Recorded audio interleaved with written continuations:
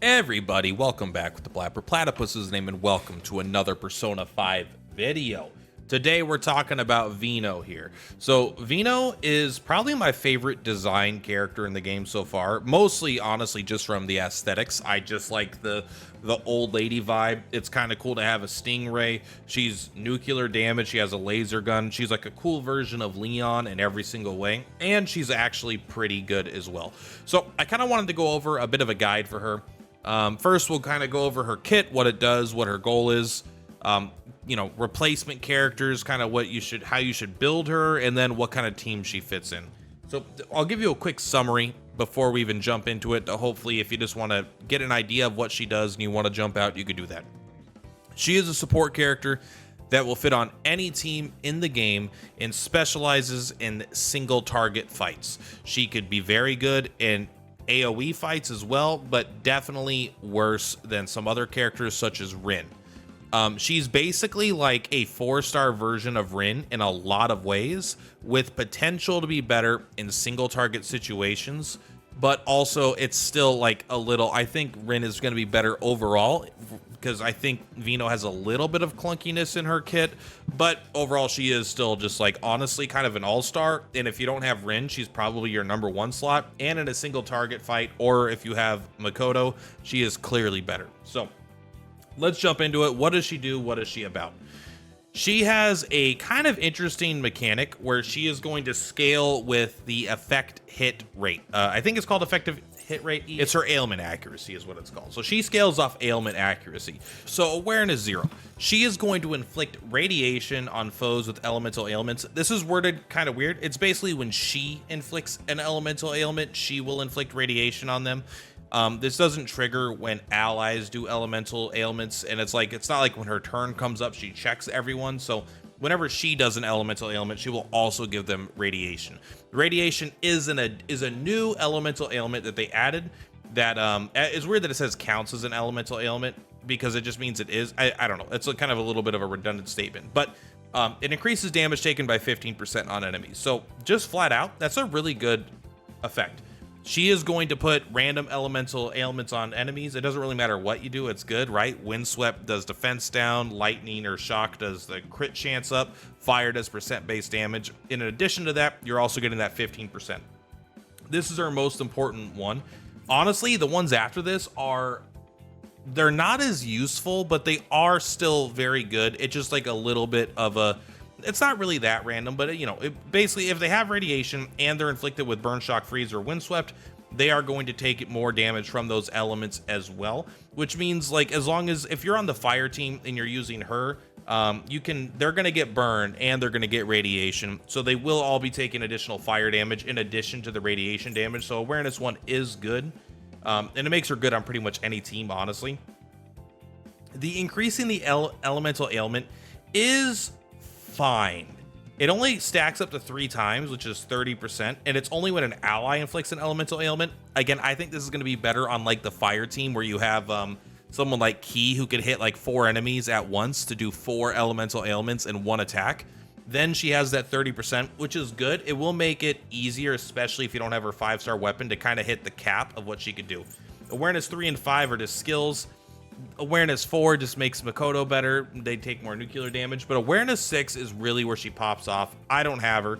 I will try. I will do 4-star selectors to get her if I have to. So basically, when an ally attacks a foe with the radiation, these effects get activated depending on how many ailments they have, and it goes up to 3. So if they have radiation, that already counts as 1, right? So if they have radiation, fire, and shock, that's 3, and you're already getting this, and I promise it's going to be pretty easy to do.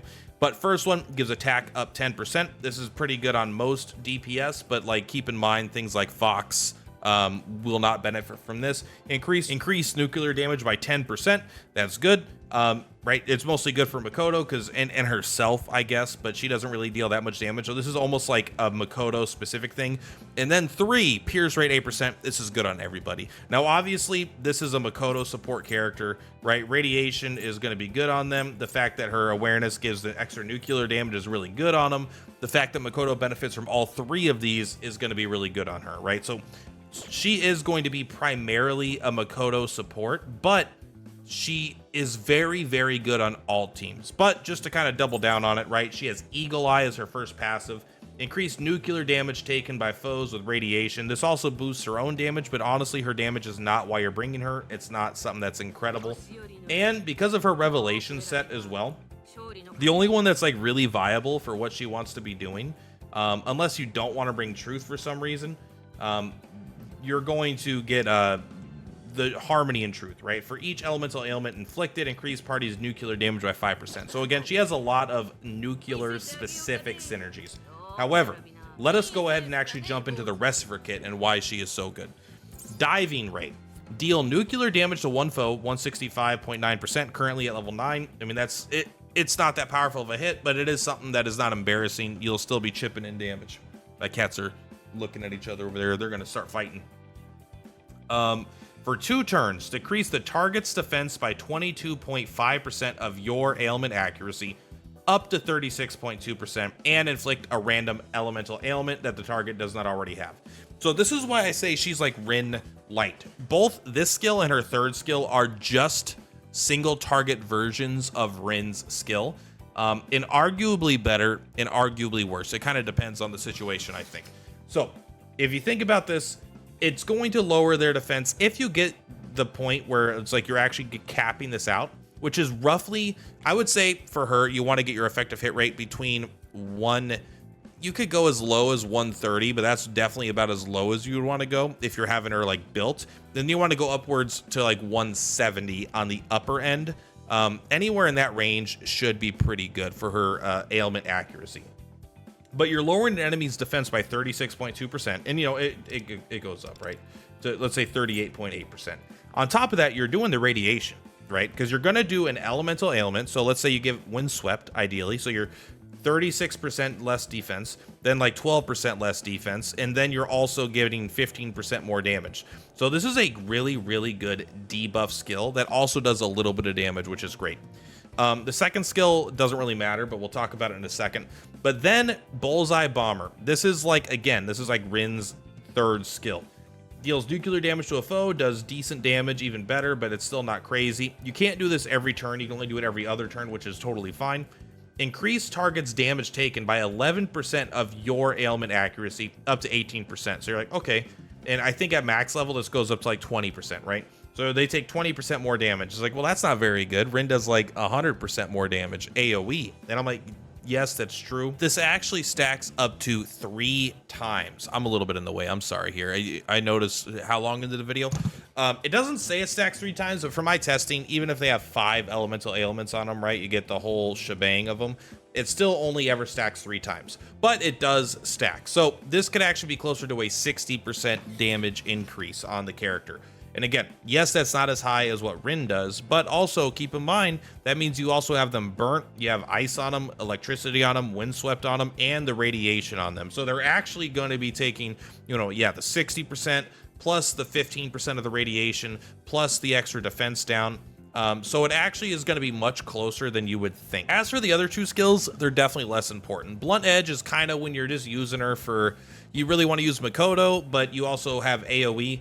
This is basically, it just has a weak AoE attack. It has a 40% chance to inflict a random elemental ailment that the foe does not already have.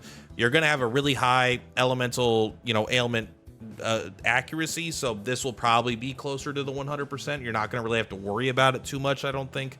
But still, it's an AoE, you get 1 on all of them, and you get the radiation on all of them. It's not bad, but it's not like, this is like your backup. This is not like your main strategy. Maybe for fighting 3 enemies and there's 1 main enemy, you start with a little bit of AoE, then you focus in on the single target.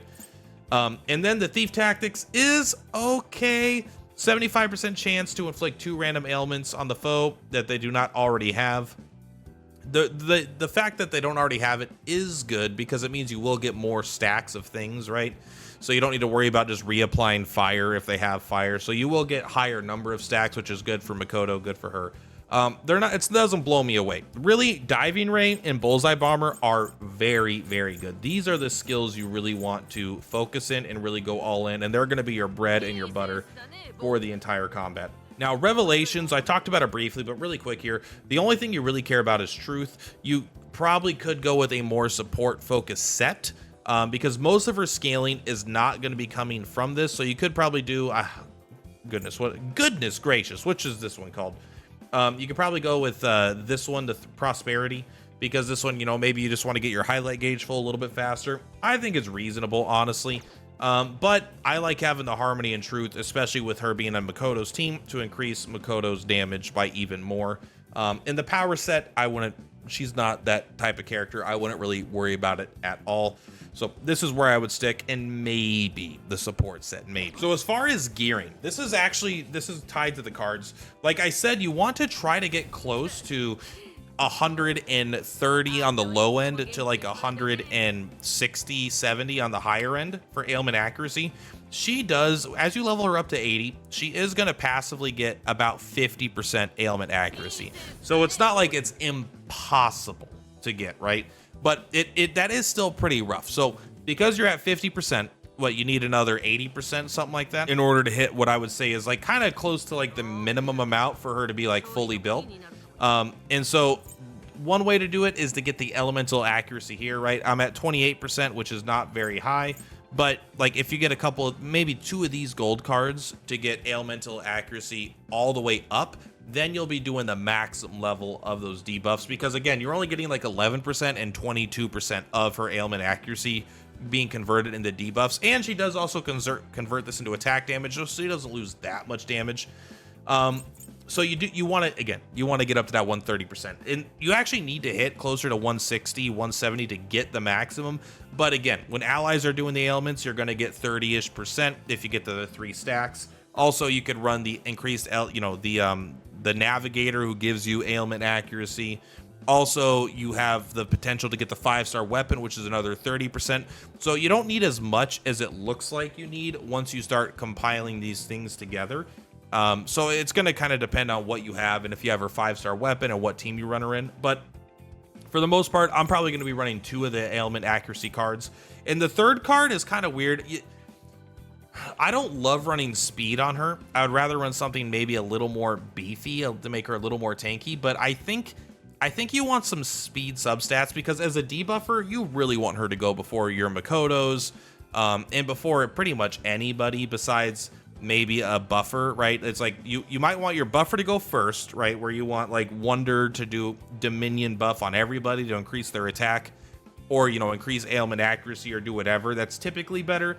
Then you want your debuffer to go second, and then like your damage dealer to go like that. Also, you might want a healer to go first, you know, but that's kind of a buff in a sense. But point is, you're going to want her to go early, so it could be worth running a speed card. However, if you get a couple speed rolls and you don't run any speed on your DPS, which you typically don't want to anyway, then you should be in a really good spot and not have to worry about it. But don't feel bad if you have to run a speed card until you get some better cards. I think it's fine. You definitely want her going before other characters.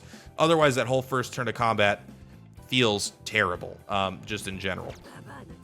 Now for her weapons here.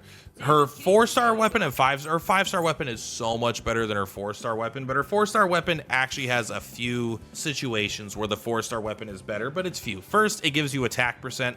That's not what you want. It's just not really that helpful to her, but it does keep your damage from being too bad. But the second effect is great. When a foe with an elemental ailment is present, decrease that foe's defense by 9.6%. And again, this is actually going to get up to 18%. And because I like comparing A6 to A0, like of the 5-star weapon. So this is 18% defense. That's pretty darn good, man. Just when they have anything. So this is like a free second windswept, but better. If they have windswept, I think it takes them up to 30% defense down. Then when they're inflicted with radiation, they also get 18% more. So this is a 36% defense down pretty much all the time, as long as she is doing the elemental debuff that is getting them. And she has the upper hand also, where for some reason she's not early in your team, or you start with like a Lufel and he burns someone.